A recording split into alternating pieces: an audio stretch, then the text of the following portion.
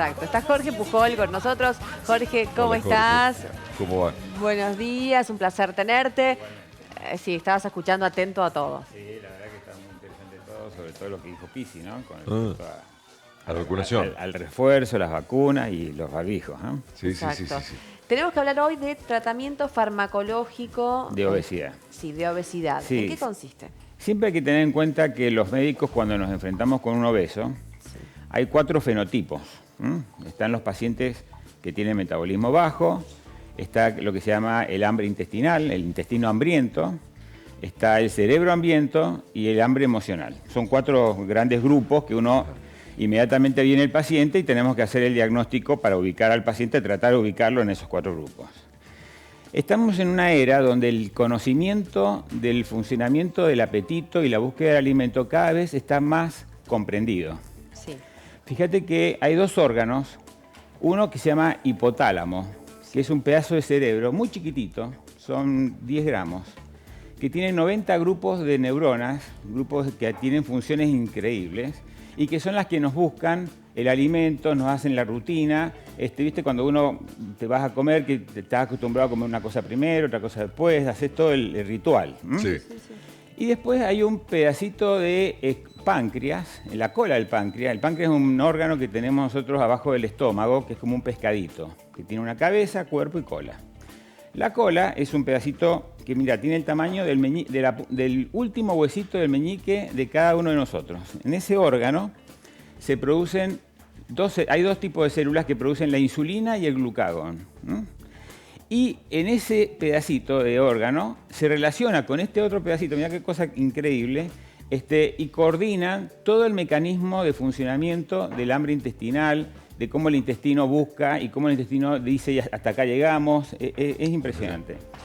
Yo tengo la oportunidad, el lunes me voy a Holanda, a Maastricht, donde se va por primera vez definir el circuito completo que estaba todavía sin definir de este mecanismo que son los famosos grupos GLP-1, bueno, no quiero complicar, pero son todas esas hormonas relacionadas con la insulina. Ajá. Entonces, el foco de atención del tratamiento tiene que ver con eso. Todos hemos escuchado de las famosas inyecciones para la obesidad. Sí. Las inyecciones son fabulosas, actúan sobre ese órgano que es la cola del páncreas, es decir, con las hormonas que el intestino le dice al páncreas, que el páncreas le dice al estómago, el estómago le dice al cerebro. Es toda una coordinación y nosotros tenemos la posibilidad de, el hombre ha producido una homólogo de esta hormona que puede quitarte el apetito poniéndote una inyección. Pero es para un cierto grupo de pacientes que son los que se llaman hambre intestinal o intestino hambriento. Esas inyecciones son muy caras, o sea, valen 200 euros. Y valen 200 euros en todo el mundo, y acá 200 euros es una cifra muy grande. Nos hemos quedado muy desfasados. No son caras, somos pobres, doctor. No hemos vuelto pobres. Entonces, bueno, como somos pobres, es una cuestión que está muy limitada y las obras sociales la reconocen exclusivamente cuando un paciente es diabético obeso. Ahí sí la reconocen con el 100% o el 70%, entonces, bueno, se puede volver efectivo. En la Argentina, la obesidad, aunque les parezca mentira a todos ustedes, no está reconocida como enfermedad. Entonces, las obras sociales no toman en cuenta esto. Qué increíble, ¿no? Es increíble. Fuera de eso, están todo el foco hipotalámico, donde actúan ahí los famosos psicofármacos. Ustedes habrán escuchado que muchas veces se usan psicofármacos y la gente es como que dice la pastillita para adelgazar. Sí. Porque el primer psicofármaco famoso eran las anfetaminas. Sí. Las anfetaminas eran un producto que ya no hay más, así que hay que tener tranquilidad, ya que eran malísimas. No se fabrican Jorge. las anfetaminas. Tenían el problema que eran adictivas, porque es un pariente muy cercano a la cocaína. Claro. Y generaban rebote además, ¿o no?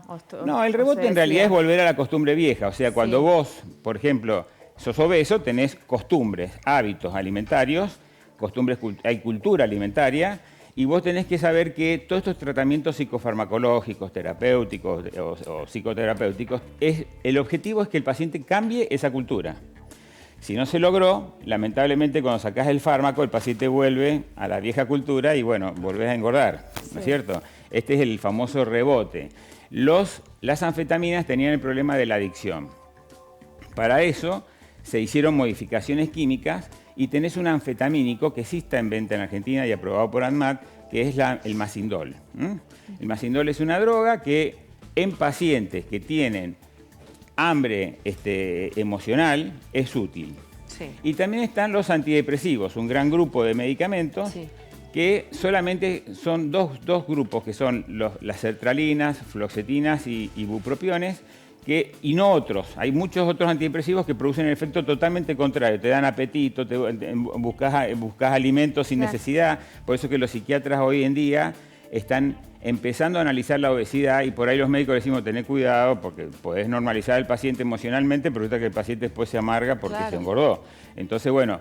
Y aparte, generan dependencia, dan mucho miedo. Hay personas que no quieren caer en Bueno, estas ahí hay que pastillas. darle tranquilidad a la gente. Los medicamentos psicofarmacológicos que se dan en obesidad no producen dependencia. ¿De acuerdo? Es interesante. Esto es interesante. No hay antidepresivo que... Yo soy adicto a un antidepresivo, no. Y de hecho, son medicamentos que no sirven para usarlo mucho tiempo. Entonces, por ejemplo, los bupropiones son útiles para quitar las adicciones. Entonces, hay pacientes que son adictos, por ejemplo, a la harina, al dulce, al cigarrillo, al alcohol. Y bueno, a esos pacientes le dan esto, el naltrexona. Entonces había una asociación, que es una asociación aprobada en Argentina y en todo el mundo, que es naltrexona con bupropión, que es un medicamento que vos lo podés tomar, acá en Argentina se llama Naltreva, y te quita, te ayuda.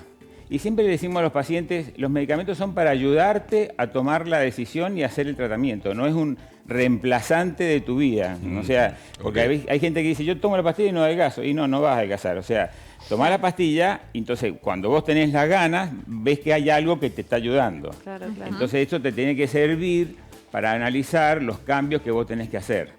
O sea que la pastilla tendría como un efecto más antidepresivo para poder equilibrar el estado de ánimo En y realidad, ayudar al paciente a... no. Es un efecto secundario al efecto antidepresivo. Bien, ¿De acuerdo? ok. O sea que no tenés que estar depresiva para poder tomar este medicamento. ok. Entonces, es un medicamento que sirve para la obesidad, Sí. también sirve para la depresión. De hecho, empezaron siendo utilizados para la depresión y después se empezó a ver estos efectos que son útiles. ¿De acuerdo?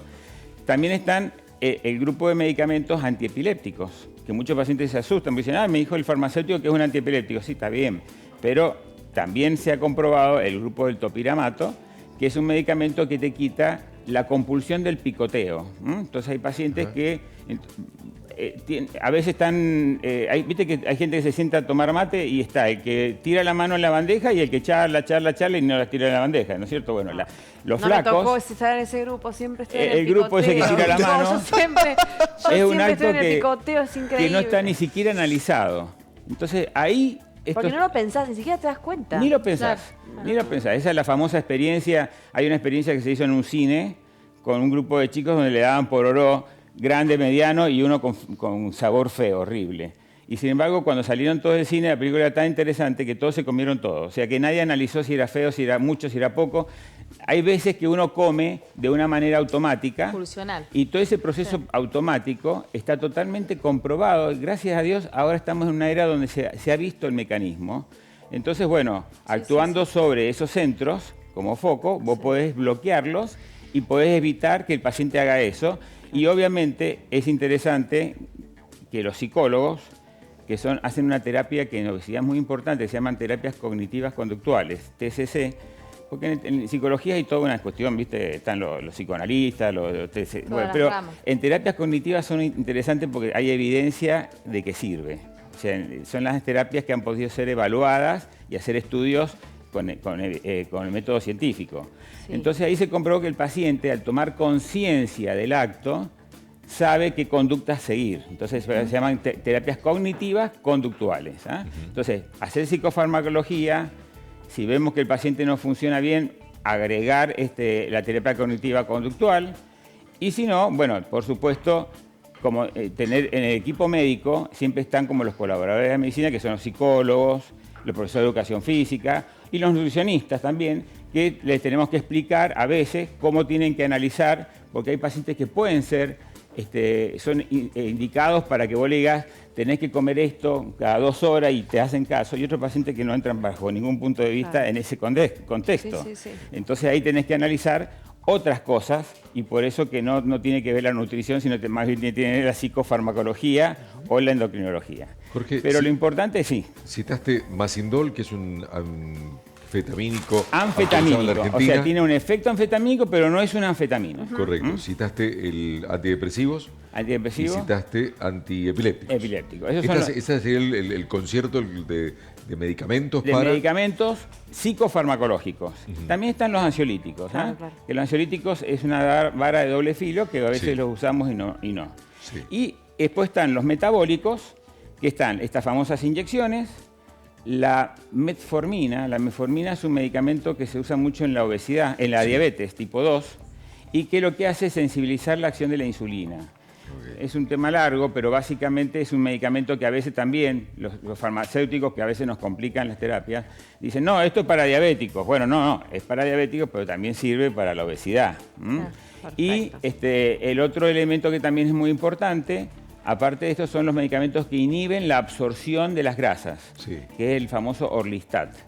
Este es el gran grupo de fármacos Sí. relacionados con obesidad, que en definitiva demuestra que hay que tener conocimiento del fenotipo del paciente para saber dónde podés ir a actuar, porque puedes actuar metabólicamente, puedes actuar, inclusive existe un fármaco que se llama Triac o Sí. Triacana, que activa el proceso metabólico, es un residuo metabólico de la tiroides, y en algunos pacientes muy excepcionales vos podés darlo como para romper las mesetas. Ahora, Claro. cualquiera de estos que has citado, bajo estrictísimo, me imagino yo, control médico. Por supuesto. Acá es muy importante que esto tiene que estar el médico responsable que hace el tratamiento. El médico tiene que escribir la indicación médica.